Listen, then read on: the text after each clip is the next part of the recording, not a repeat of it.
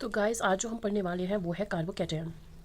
तो ये reaction intermediates में बहुत ही इंपॉर्टेंट टॉपिक है जो आज हम डिस्कस करने जा रहे हैं। कार्बोकैटायन एक्चुअली क्या होता है, एक कार्बन पे पॉजिटिव चार्ज आ जाता है। ये इसकी हम कुछ कैरेक्टरिस्टिक्स पहले पढ़ेंगे, उसके बाद हम ब्रीफली इसको डिस्कस करेंगे। एक्चुअली कार्बोकैटायन क्या होता है, इसमें जो हाइब्रिडाइजेशन होता है वो sp2 होता है एंड इसकी जो ऑक्टेट होती है वो इनकम्प्लीट होती है, दैट्स इट्स हाईली रिएक्टिव। तो ये एक कार्बोकैटायन है, एक टर्शियरी कार्बोकैटायन है। इसके साथ तीन CH3 जुड़े हैं एंड पॉजिटिव चार्ज यहाँ पे आ गया है।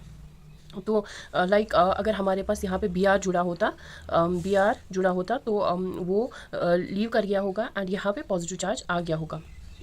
तो इसकी ऑक्टेट जो है वो इनकम्प्लीट है। क्यों? इसमें दो दो चार दो छः 6 इलेक्ट्रॉन्स है इसमें एंड इसकी जो ऑक्टेट है वो इनकम्प्लीट है। इसकी जो शेप होती है वो ट्राइगोनल प्लेनर होती है, जैसे कि हमें ऑलरेडी पता होता है कि जिसकी sp2 हाइब्रिडाइजेशन होती है उसकी ट्राइगोनल प्लेनर शेप होती है। तो इसमें जो p ऑर्बिटल होता है वही एम्प्टी होता है, तो वही एक्ट करता है फिर एज इलेक्ट्रोफाइल। तो जैसे हम यहाँ पे बोलेंगे कार्बन की जो हाइब्रिडाइजेशन, कार्बन की जो इलेक्ट्रॉनिक कॉन्फ़िगरेशन है वो 1s2 2s2 2p2 है। तो जैसे ही ये हाइब्रिडाइजेशन में आएगा तो इस वाले CH3 ने एक इलेक्ट्रॉन, दूसरे वाले ने दूसरा, तीसरे वाले ने तीसरा, और ये बॉन्ड बना था Br के साथ, और Br ने इसकी दोनों इलेक्ट्रॉन्स अपने साथ वो लेके गया और यहाँ पे sp2 हाइब्रिडाइजेशन आ गई और जो p ऑर्बिटल हमारा है वो एम्प्टी रह गया। तो अब हम डिस्कस करते हैं कार्बोकैटायन के टाइप्स। ये दो टाइप्स में डिवाइड किया गया है, classical and non classical. Classical में क्या है, जो अभी हमने डिस्कस किया, इसमें 6 इलेक्ट्रॉन्स होते हैं एंड नॉन क्लासिकल में 8 इलेक्ट्रॉन्स होते हैं, और इसमें जो बॉन्ड एंगल होता है 120 degree and trigonal planar shape. तो ये टेट्राहाइड्रल होता है एंड ये ज़्यादा स्टेबल होता है। इसमें क्या होता है, मतलब ये रिएक्शन इंटरमीडिएट है, जैसे कोई रिएक्शन प्रोसीड कर रही होगी बीच में कार्बोकैटायन की फॉर्मेशन हो जाती है, तो ये इजीली कन्वर्ट हो जाता है into the product comparative to non classical carbocation. इसमें क्या होता है, इसमें जैसे ये CH3 है, इस पर पॉजिटिव चार्ज आ गया है, तो अगर हम सिग्मा बॉन्ड के थ्रू डोनेट करेंगे p ऑर्बिटल में, इसके p ऑर्बिटल में, तो वह तब जाके नॉन क्लासिकल कार्बोकैटायन की फॉर्मेशन हो जाती है एंड ये 3 सेंटर 2 इलेक्ट्रॉन बॉन्ड की फॉर्मेशन हो जाती है यहाँ पे। तो हम डिस्कस कर रहे थे कि जो कार्बोकैटायन की शेप होती है या तो ट्राइगोनल प्लेनर होती है या तो टेट्राहाइड्रल होती है। एक एक्सेप्शन है जो कि ट्राइफिनाइल मिथाइल कार्बोकैटायन है, इसकी जो शेप होती है वो प्रोपेलर शेप होती है। ये है ट्राइफिनाइल मिथाइल कार्बोकैटायन। इसमें क्या होता है, इसमें जैसे ऑर्थो हाइड्रोजन्स होते हैं, इनमें रिपल्शन हो जाता है, तो ये वाला एरिया और ये वाला एरिया थोड़ा सा बेंट हो जाता है, तो इसकी जो शेप बन जाती है वो प्रोपेलर शेप हो जाती है।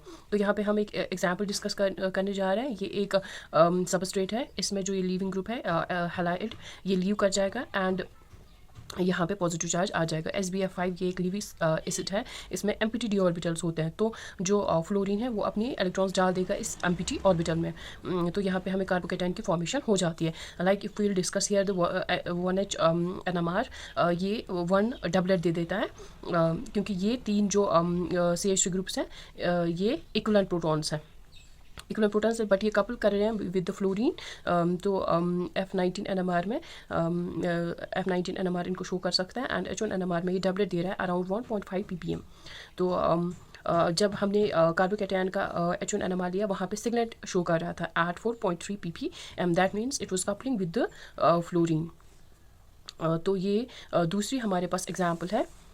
तो हमने एक ये सबस्ट्रेट लिया है, फिनाइल ग्रुप के 3 फिनाइल ग्रुप्स जुड़े हैं इसके साथ एंड यहाँ पे हाइड्रोक्सल है, तो जैसे हम H पॉजिटिव दे रहे हैं ये वाटर में कन्वर्ट हो जाएगा and it will act as good leaving group. तो यहाँ पे पॉजिटिव चार्ज आ जाएगा and it will lead to the formation of the carbocation. And जैसे हमने देखा ये UV में हमने UV विजिबल स्पेक्ट्रोस्कोपी यहाँ पे की, UV विजिबल स्पेक्ट्रोफोटोमीटर यूज़ किया and it was colourless and जब हमने इसको प्रोटोनेशन किया उसके बाद कार्बोकैटायन की फॉर्मेशन हो गई एंड इट अपीयर्ड कलर्ड।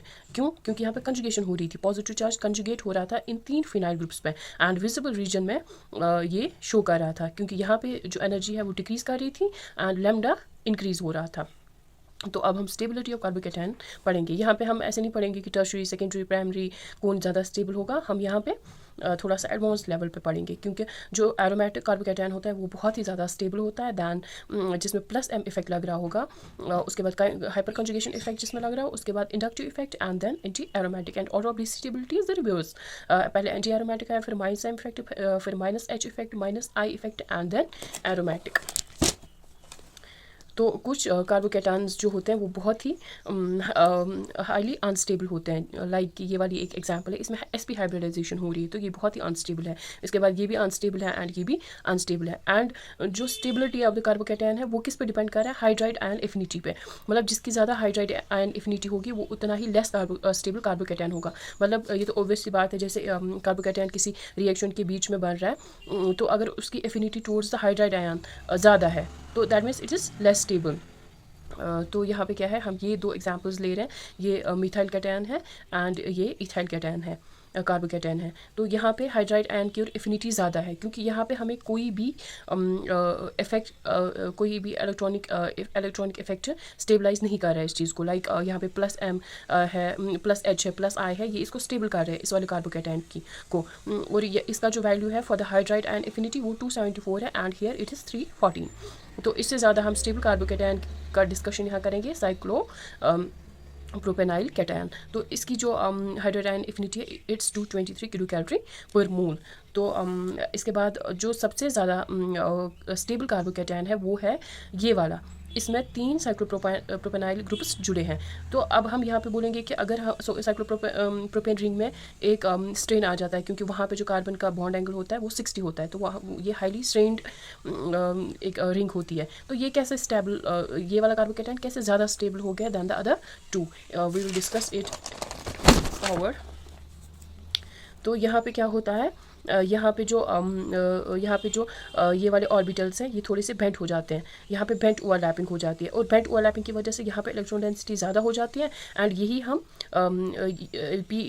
इसके पी ऑर्बिटल में डाल सकते हैं। तो इसकी वजह से ये ज़्यादा स्टेबल हो जाता है, इसकी वजह से ये ज़्यादा स्टेबल हो जाता है। तो the electrons are of higher energy in the bonds of cyclopropanyl ring and therefore more able to be delocalised in the p orbital of the carbocation that we discussed earlier. तो अब हम discuss करेंगे यहाँ पे जो साइक्लोप्रोपेनाइल ring है, इसकी जो कन्फर्मेशंस है वो दो है, एक तो बाइसेक्टेड है, एक परपेंडिकुलर है। ये सिंपल ही है कि यहाँ पे जो ऑर्बिटल्स होते हैं वो इजीली एक दूसरे के साथ ओवरलैपिंग कर सकते हैं एंड यही यहाँ पे ज़्यादा इलेक्ट्रॉन डेंसिटी हो जाए तो ये इजीली इस पी ऑर्बिटल में अपनी इलेक्ट्रॉन डेंसिटी मूव कर सकते हैं। एंड यहाँ पे क्या होता है, यहाँ पे ये in line with the p orbital नहीं है, तो यहाँ पे रोटेशन बैरियर भी आ जाता है, तो इसकी वजह से इसमें ये ज़्यादा स्टेबल नहीं है, ये वाला ज़्यादा स्टेबल है। The interaction between cyclopropanyl bonding orbitals and vacant p orbitals when the cyclopropanyl methyl cation is in its bisected conformation, तब ज़्यादा इंटरेक्शन होता है between the cyclopropanyl bonding orbitals and the vacant p orbital and the vacant p orbital of carbocation. तो किस वाली conformation में? Bisected conformation में। तो अब हम आगे डिस्कस करेंगे सॉल्वोलिसिस। सॉल्वोलिसिस जैसे कि आपको पता है कि जैसे लिविंग ग्रुप लीव कर जाता है एंड सॉल्वेंट जो है सॉल्वेंट अटैक करता है, तो सॉल्वेंट जैसे ही अटैक करेगा यहाँ पे तो यहाँ पे सॉल्वोलिसिस हो जाएगी।